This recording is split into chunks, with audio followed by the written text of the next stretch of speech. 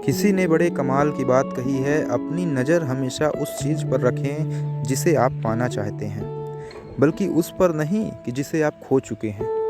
Hello दोस्तों, स्वागत है आपका आपके चैनल एसटी ऑलराउंड में। दोस्तों आज है 21 फरवरी और 21 फरवरी के सभी महत्वपूर्ण करंट अफेयर्स की हम डिटेल से चर्चा करेंगे।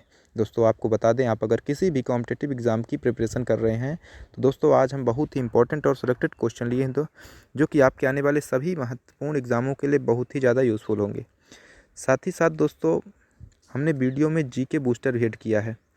दोस्तों जीके बूस्टर से क्या फ़ायदा होगा? जीके बूस्टर से आपको फ़ायदा ये होगा दोस्तों कि आपका करंट अफेयर्स तो क्लियर हो ही रहा है, साथ ही साथ आपका जीके का दोस्तों बहुत इंपॉर्टेंट टॉपिक हर वीडियो में लेके आता हूँ, जो कि वहाँ से पेपर में प्रश्न बनने की संभावना बहुत ज़्यादा होती है। तो दोस्तों आज भी हमने बहुत इंपॉर्टेंट टॉपिक लिया है। तो चलिए दोस्तों आज के इंपॉर्टेंट करंट अफेयर्स स्टार्ट करते हैं और वीडियो एंड तक जरूर देखिएगा दोस्तों। तो चलिए पहला प्रश्न महत्वपूर्ण प्रश्न है दोस्तों कि 70वीं राष्ट्रीय सीनियर वॉलीबॉल चैंपियनशिप में किस राज्य की पुरुष टीम ने खिताब जीता है? तो दोस्तों इसका आंसर हो जाएगा ऑप्शन नंबर ए, हरियाणा की टीम ने। आइए दोस्तों इसके इंपॉर्टेंट बिंदुओं के बारे में चर्चा करते हैं। उड़ीसा के भुवनेश्वर में स्थित बीजू पटनायक इंडोर स्टेडियम में 70वीं राष्ट्रीय सीनियर वॉलीबॉल चैंपियनशिप में केरल की महिला टीम है और हरियाणा की जो पुरुष टीम है उसने खिताब जीता है। महिलाओं में केरल की टीम ने, पुरुषों में हरियाणा की टीम ने जीता है। आइए और इसके बारे में चर्चा करते हैं दोस्तों। हरियाणा की जो पुरुष टीम ने फाइनल मुकाबले में रेलवे की टीम को हराया है और हरियाणा की टीम ने 3-0 से हराकर चैंपियंस ट्रॉफी अपने नाम कर ली। और इस जीत में हरियाणा की टीम के कप्तान प्रिंस व आयुष का अहम योगदान रहा है। इससे पहले दोस्तों हरियाणा की टीम सर्विसेज की टीम को सेमीफाइनल में हराकर फाइनल में प्रवेश की थी। दोस्तों साथ ही साथ आप ये भी जान लीजिए कि 69वीं जो सीनियर नेशनल वॉलीबॉल चैंपियनशिप में भी हरियाणा की पुरुष और केरल महिला टीम ने खिताब जीता है। ठीक है दोस्तों अब चलिए बढ़ते हैं दूसरे प्रश्न की ओर। और दूसरा महत्वपूर्ण प्रश्न से पहले दोस्तों आप लोग प्लीज़, अगर आपको वीडियो पसंद आए तो प्लीज़ लाइक, शेयर और कमेंट जरूर करिए दोस्तों। साथ ही साथ चैनल को सब्सक्राइब कर लीजिए, बेल आइकन प्रेस कर लीजिए, जिससे आने वाली सभी वीडियो का नोटिफिकेशन आपको मिल जाए। तो दोस्तों चलिए दूसरा प्रश्न देखते हैं। दूसरा प्रश्न है दोस्तों, अहमदाबाद ब्लास्ट 2008 के कितने दोषियों को फांसी की सज़ा सुनाई गई है? दोस्तों इसका आंसर हो जाएगा ऑप्शन नंबर सी, 38 लोगों को दोस्तों इसमें फांसी की सज़ा सुनाई गई है। आइए दोस्तों इसके इंपॉर्टेंट बिंदु की चर्चा करते हैं। अहमदाबाद बम ब्लास्ट में 26 जुलाई 2008 को हुआ था दोस्तों, जिसमें 21 बम धमाकों में 56 लोगों की जान गई थी और 200 से अधिक लोग मारे गए थे। यह ब्लास्ट दोस्तों आतंकी संगठन इंडियन मुजाहिदीन और student Islamic movement of India के से जुड़े लोगों के द्वारा किया गया था। दोस्तों धमाकों की जांच कई साल तक चली है और करीब 80 आरोपियों पर मुकदमा भी चला है। तो दोस्तों ये इंपॉर्टेंट प्रश्न था, ध्यान रखिएगा इसे। चलिए दोस्तों अब हम आपके लिए एक और जीके ट्रिक भी हमने वीडियो में ऐड किया है। दोस्तों जीके ट्रिक शॉर्ट ट्रिक रहेगी, इससे आपको अन्य फैक्ट के बारे में भी जानकारी होती रहेगी।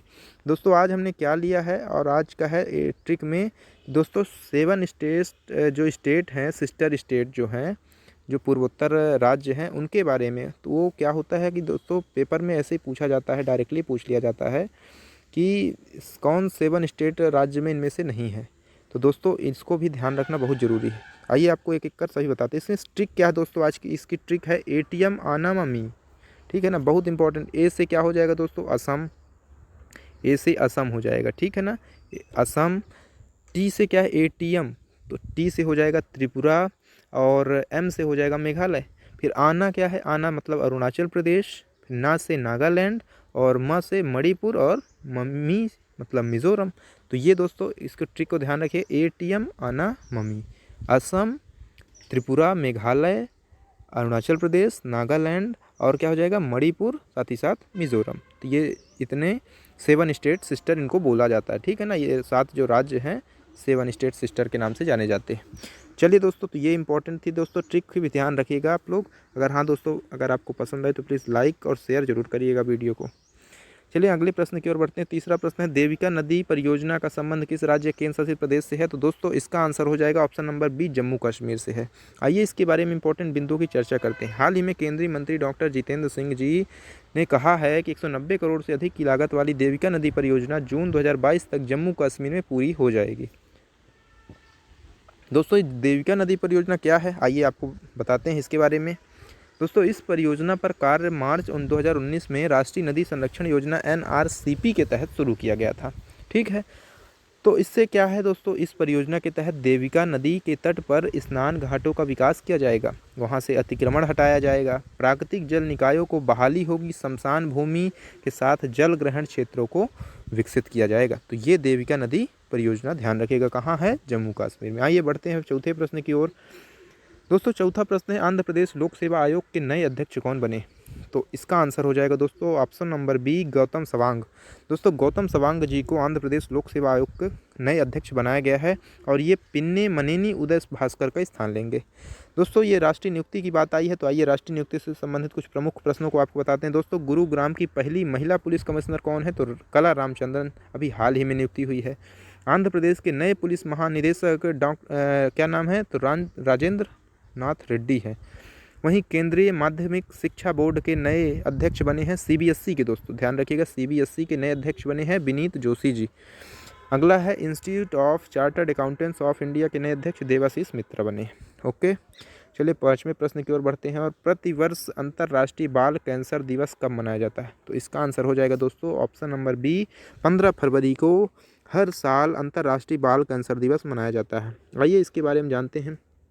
15 फरवरी को अंतर्राष्ट्रीय बाल कैंसर दिवस के रूप में मनाया जाता है और इस वर्ष इस दिवस की थीम बेहतर जीवन रक्षा है।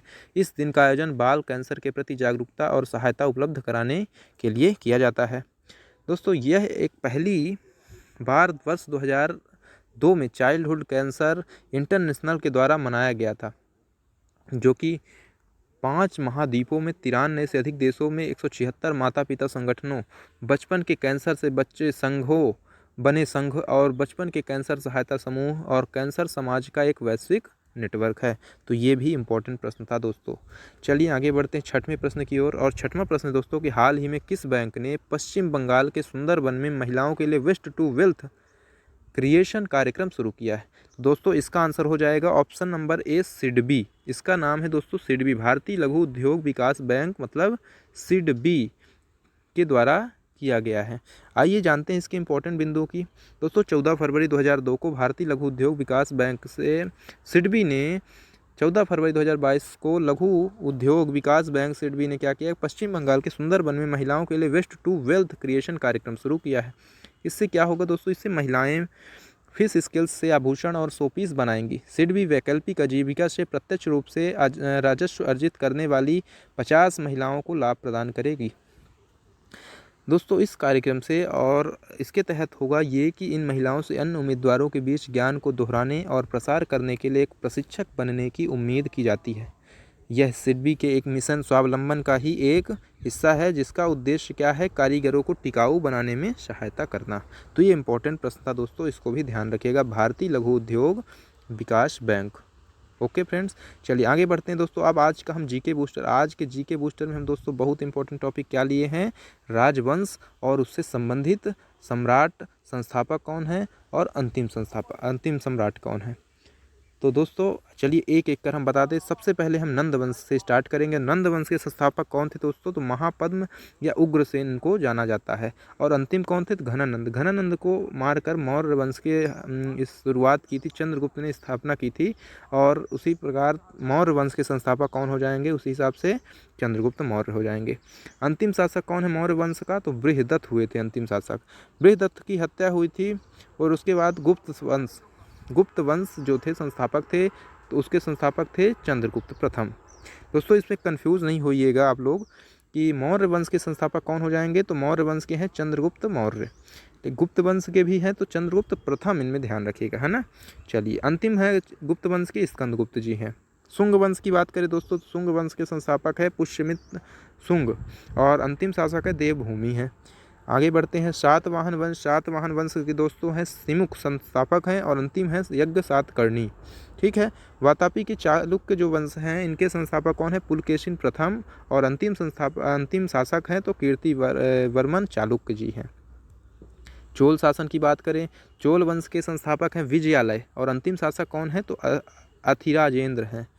राष्ट्रकूट दंती दुर्ग हैं इनके संस्थापक और अंतिम शासक थे इंद्र चतुर्थ। सोलंकी वंश की बात करें दोस्तों तो इनका संस्थापक तो है लेकिन उनके प्रमाण नहीं मिलता है अंतिम वंश का शासक का, तो मूल राज इनके संस्थापक हैं। गुलाब वंश की बात करें तो गुलाम वंश में संस्थापक कौन है दोस्तों? कुतुबुद्दीन ऐबक। ठीक है।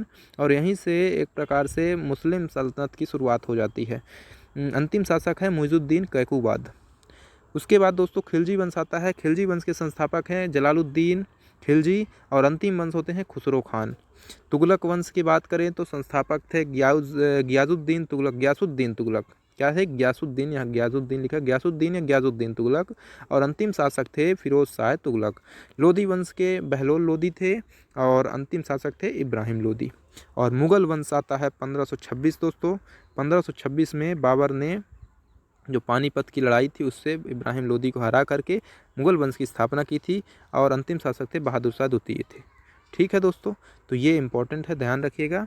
बहुत इंपॉर्टेंट दोस्तों आज का टॉपिक ही था, तो इसे पूरा एक बार आप रिपीट जरूर करिएगा। रिवीजन करने से आपको ये भूलेगा नहीं। दोस्तों आज के लिए इतना ही।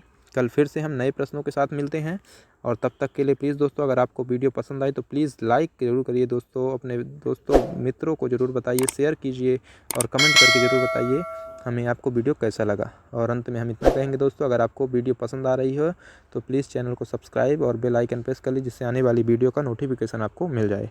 चलिए दोस्तों, धन्यवाद।